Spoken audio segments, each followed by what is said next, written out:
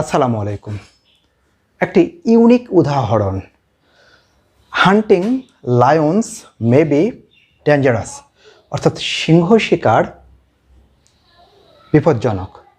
তো এখানে বিষয়টা হলো যে এই হান্টিংটা পার্টিসিপল নাকি gerund, participle or gerund. Okay, participle or gerund আমাদের খেয়াল করতে হবে যে এটি পার্টিসিপল অথবা জেরান্ড। ওকে, তো হান্টিং লায়ন্স যখন একে অ্যাডজেক্টিভ করবে, মানে কোয়ালিফাই করবে, তখন এটি কিন্তু পার্টিসিপল, প্রেজেন্ট পার্টিসিপল, অর্থাৎ শিকারী সিংহ বিপজ্জনক, তখন এটি পার্টিসিপল।